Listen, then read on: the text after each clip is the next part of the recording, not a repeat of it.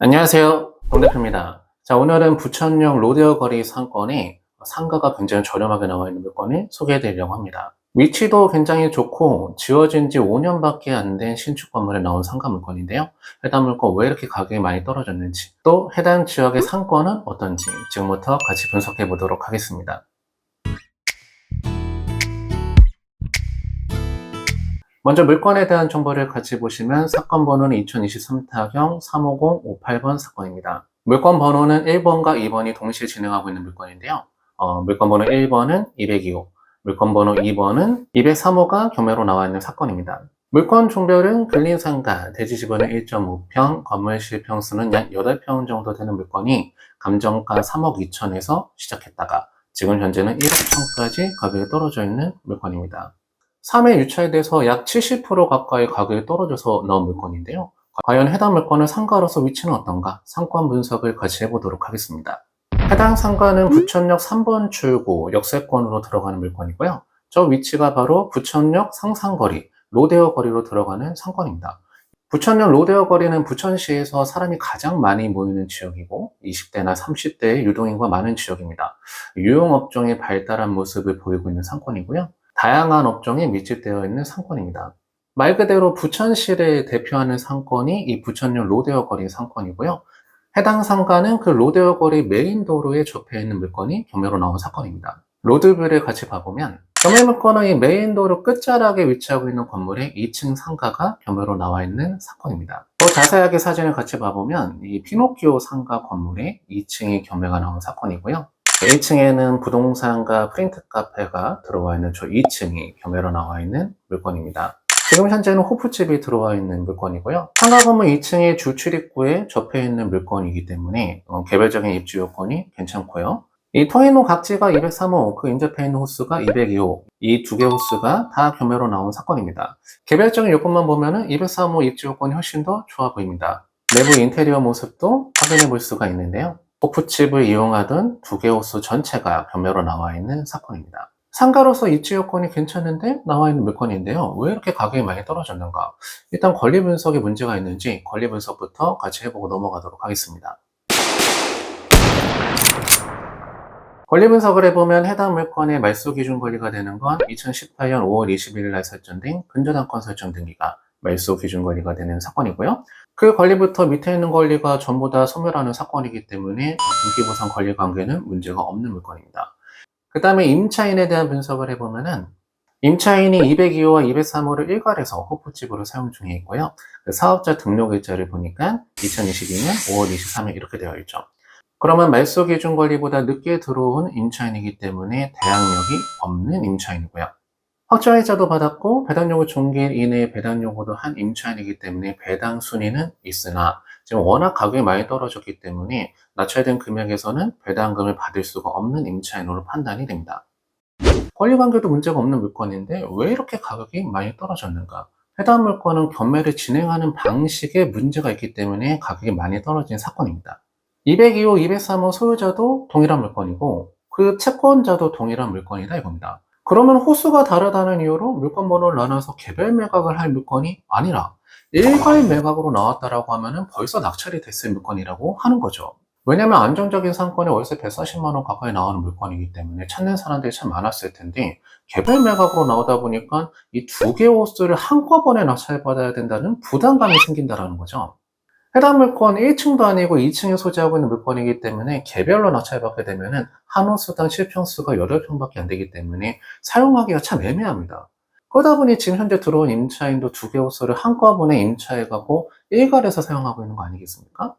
2층은 소매점보다는 음식점이나 호프집 이런 용도로 활용을 해야지 임차가 나갈 것처럼 보이는데 실평수 8평밖에 안 되면요. 주방 집어넣고 홀 집어넣고 사이즈 안 나옵니다. 그러면 두 개 호수를 한꺼번에 낙찰받아야지 임차가 잘 나갈 수가 있고 임차를 맞출 수가 있기 때문에 입찰에 참가하려고 하는 사람들한테는 부담으로 작용될 수밖에 없는 내용이죠. 그 다음에 여기서 굉장히 중요한 부분 중에 하나가 바로 뭐냐면 지금 현재는 경계 구분 없이 벽체를 철거해서 일체로 사용하고 있는 물건이다 이겁니다. 근데 여러분들이 이 두 개 호수를 한 번에 낙찰받지 못하고 202호만 낙찰받았다던가 203호만 낙찰받았다? 그러면 대출이 안 나옵니다. 만약에 대출을 받고 싶으면은 벽체를 다시 세워야지만 대출을 받을 수가 있기 때문에 혹시라도 따로따로 낮춰야 되게 되면 그 잔금을 맞추기가 쉽지가 않겠죠. 그렇기 때문에 해당 물건 한 호수만 낮춰 받게 되면은 임차 맞추기도 사이즈가 애매하고 이 대출도 실행이 안 된다라고 하는 단점이 있기 때문에 가격이 많이 떨어질 수밖에 없었던 사건이 되지 않았나. 이 물건은 지금이라도 경매 신청권자가 경매를 일시적으로 중지를 시키고 다시 일괄 매각으로 내놔야지 더 많은 채권액을 확보할 수가 있는 사건으로 판단이 되는데요. 오히려 입찰하는 사람들한테 이게 하나의 기회가 될 수가 있죠. 그러면 일괄 경매를 활용할 수가 있는 그런 방법들을 여러분들한테 조금 더 자세하게 알려드리면, 예를 들어서 A 소유 토지에 B라는 사람이 근저당권을 갖고 있었는데요. 나대지 상태로 대출을 해주다 보니까 토지에만 근저당권을 잡아놓은 사례입니다. 이 A라고 하는 사람이 나중에 자기 땅 위에다 이렇게 건물을 지어 올렸는데 만약에 토지에 설정되어 있는 근저당권에 대한 이자를 갚지 못했다. 그러면 저 비근저당권자는 경매를 신청할 수가 있는데요. 이 토지만 경매에 신청할 수가 있는 게 아니라 그 지상에 있는 건물까지 같이 경매를 신청할 수가 있습니다. 이런 걸 일괄 경매라고 얘기를 하는데요. 만약에 비근저당권자가 토지에만 저당권을 설정했다는 이유로 토지만 경매를 집어넣을 수가 있다라고 하면은 낙찰받으려고 하는 사람들이 많이 없겠죠. 내가 낙찰받으려고 하는 땅 위에 남의 소유의 건물이 있다라고 하면은 하나의 부담으로 작용되다 보니 가격이 많이 떨어지지 않겠습니까? 그러면 비근저당권자는 채권을 확보하기가 쉽지가 않죠. 그래서 나대지 상태에 대출해줘서 근저당권을 설정했는데 경매를 신청할 때 건물 소유자도 토지 소유자하고 동일하다라고 하면은 그 건물까지 일괄로 경매를 신청할 수가 있습니다. 다만 이 토지 건물이 일괄로 매각됐을 때 이 토지에만 근저당권을 설정해 놓은 채권자는 건물의 매각대금에서 배당을 받을 수는 없습니다. 그렇지만 토지만 매각으로 나왔을 때보다는 그 가격이 훨씬 더 비싸게 낙찰이 되겠죠? 그러면 그만큼 채권 금액을 많이 확보할 수가 있는 방법이기 때문에 여러분들이 알아두시면 중요한 내용 중에 하나입니다. 이 경매 고수들은 어떤 식으로 일괄 경매를 활용하냐면요. 저 비근저당권자가 예를 들어서 일괄 경매를 같이 신청할 수가 있는데 그 사실을 몰라서 토지만 경매에 집어넣은 사건이다. 그러면 가격이 굉장히 많이 떨어지겠죠? 그때 저 비근저당권자를 만나서 그 근저당권을 사오는 겁니다.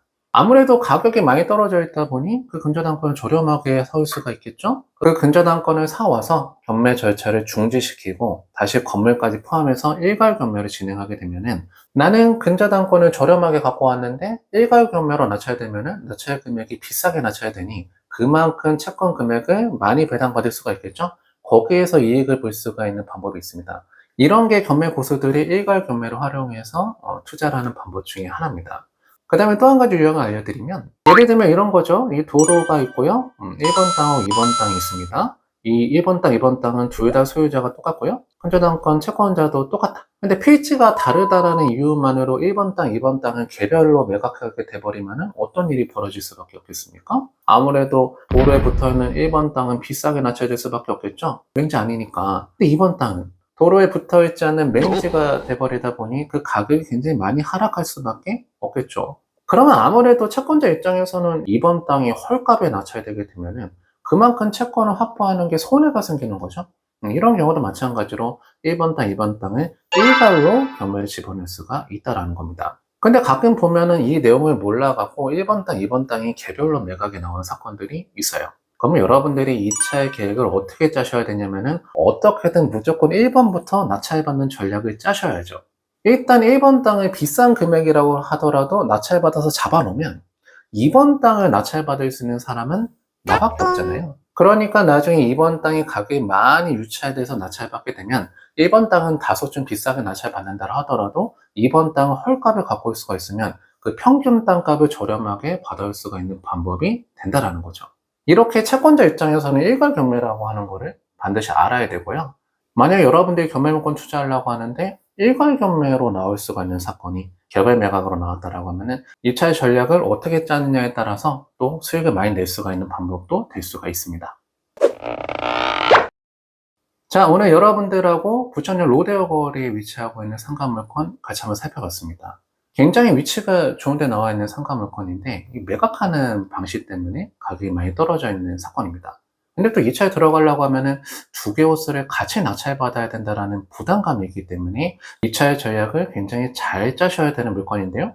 혹시라도 삐끗해갖고 하나만 낙찰받고 나머지 하나는 낙찰 못 받게 되면은 대출도 안 나오고 임차 맞추기도 굉장히 애매한 물건이 될 수가 있기 때문에 주의해서 입찰에 참가를 하셔야 되겠습니다.